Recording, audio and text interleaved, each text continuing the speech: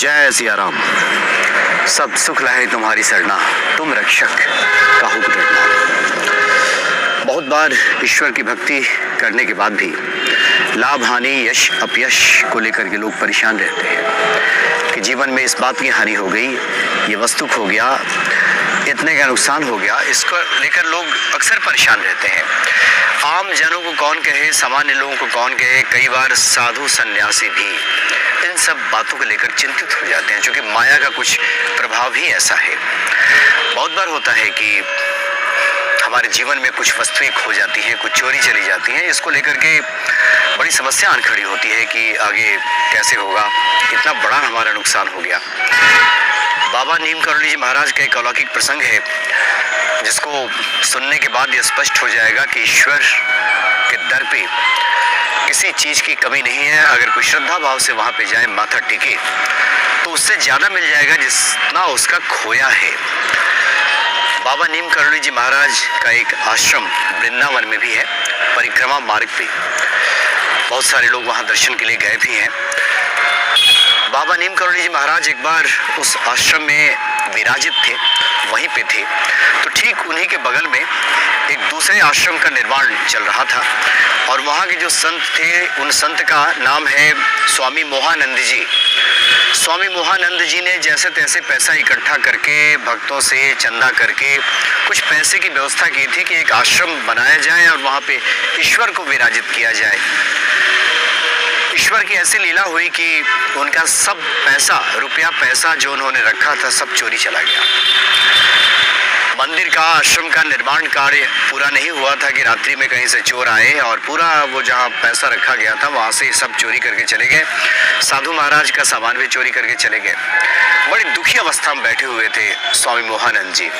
सोच रहे थे कि मजदूरों को देने के लिए भी अब पैसे नहीं है। यहाँ तक कि आश्रम में जो खाने पीने की वस्तुएं थे, वे भी चोरी चली गई। अब कैसे चलेगा? जिन मजदूरों का बकाया है वो लोग तो आएंगे, सर पे सवार होंगे, अपना पैसा मांगेंगे, तो कहाँ से लौटाएंगे? कहीं से बाबा नीम करोली जी महाराज वहाँ से घूमते फिरते पहुँच गए। स्वामी मोहानंद जी से राम राम कहा, हालचाल पूछा, बैठ गए। सब बातचीत कर रहे थे स्वामी मोहानंद जी, लेकिन चिंता उन्हें घेरे हुए थी।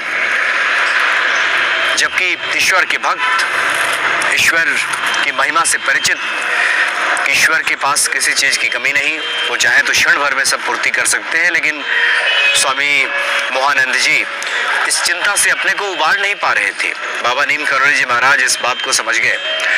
बाबा ने कहा कि स्वामी जी, आपने तो सुबह से कुछ खाया नहीं है। और जैसा कि बाबा अक्सर करते थे, अपने कंबल के भीतर हाथ डाला और पूरी सब्जी निकाल लिया। ऐसे कई किस्से हैं कि वो कंबल के नीचे हाथ डालते थे, मिठाइयाँ, पूरी सब्जी वगैरह निकाल लेते थे और भक्तों को दे देते हैं, खाओ। तो स्वामी जी को भी दे दिया, पूरी सब्जी निकाल करके दिया, आग्रह किया कि खाइए आप।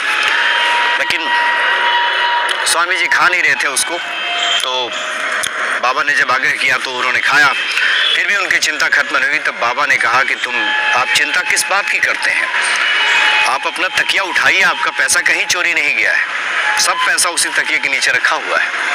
और आश्चर्य, स्वामी जी ने जब अपना तकिया उठाया तो उससे दुगना पैसा वहाँ रखा हुआ था जितना उनका चोरी गया था। जो कुछ भी सामान चोरी गया था उनका, सबका हिसाब अगर लगा दिया जाए तो उससे दुगना पैसा वहाँ तकिए के नीचे रखा हुआ था।